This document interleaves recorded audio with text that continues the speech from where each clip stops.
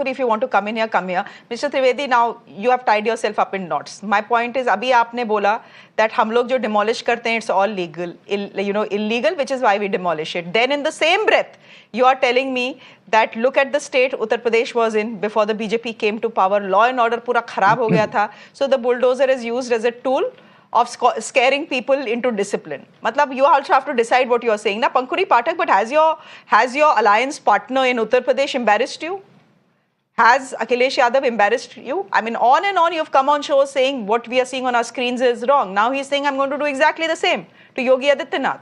So if the BJP is using it as a tool of retribution, the Samajwadi Party is threatening to do the same. Well, I think the larger question here is why this issue came up in the first place. The reason why the question regarding bulldozers was asked in the first place is because the Supreme Court has recently made this observation that what has been going on in the name of bulldozer injustice is wrong. It is in breach of law. And even in case of convicts, you cannot go about bulldozing their property and depriving their children and their families of their households. So that is an observation, a very serious observation made by the Supreme Court, and that is why this issue is back in the news and back in political discussions. What I would want to say is, because I was listening to the BJP spokesperson, Yogi ji has projected himself as Bulldozer Baba. This has been done by him and by his PR team, and they have often they have often claimed that they are doing this to give a strong message to criminals.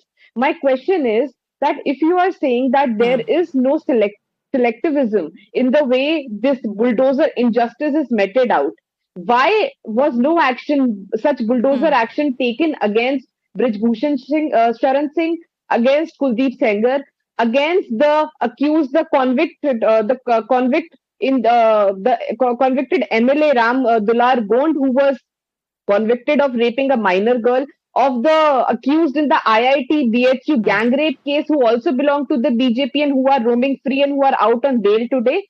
Do any of these people, don't they have any illegal property? And if the BJP's intention is to take action against illegal properties, and this is not selective, political move by the BJP, is all the other the property in the state, is all the property legal? There is no illegality in any other property in the state. So I think everybody understands that this is a political move that is used against India, people of the minority community. Karan Verma. And yes. Okay. Karan Verma, the point is, I fully support demolition of illegal structures. But the point is, if you start demolishing illegal structures in this country, half of Delhi will be demolished. And at least 70% of Lucknow will be demolished. I supported Yogi Adityanath when the demolition was taking place in Akbar Nagar. It became Hindu-Muslim, but I don't care. The fact is that they had encroached upon the river and the river was being cleaned and cleared. As a civic action, I supported it.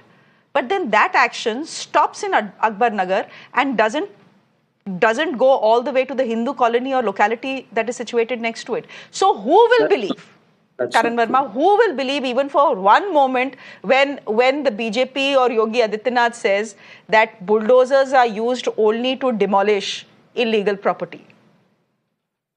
So Shreya, please give me a minute. A very important subject. That's why I wanted to come on your show.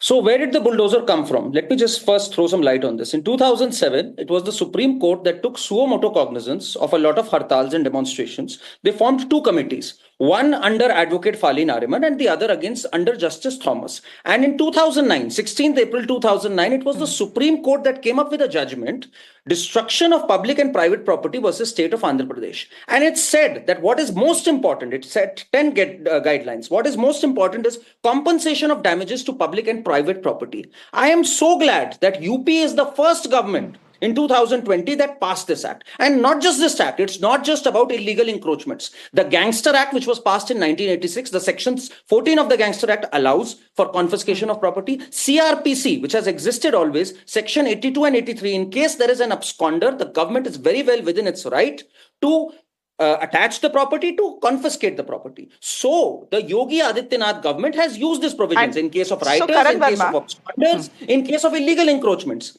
And let me tell you, on Hindu-Muslim, 3,800 crores worth properties attached. One important point. Only 625 crores out of that 3,800 has been the property of Muslims. So, let me just bust this myth that it's only Muslims.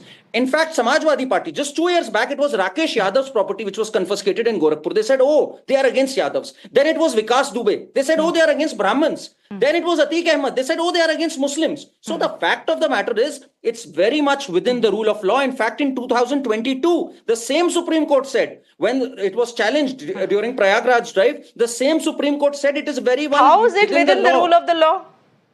Sorry? When did the Supreme Court say it is very well within the rights of the law? The Supreme Court is saying, when the Dalil was made in the court by the Attorney General of India that this is all illegal construction, the Supreme Court said that doesn't seem to be true, given the examples in front of us. This is the Supreme Court of the country, the highest court in this country saying it, not me. Hear me out.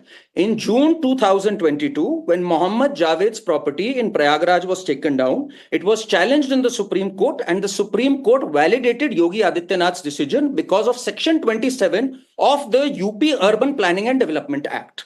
So now what has happened is an oral observation, which you rightly quoted right now. But in 2022, Yogi Adityanath's actions were very much upheld. This is an observation that has come out. I still believe, yes, this is an observation, but the bulldozer... I'll give the last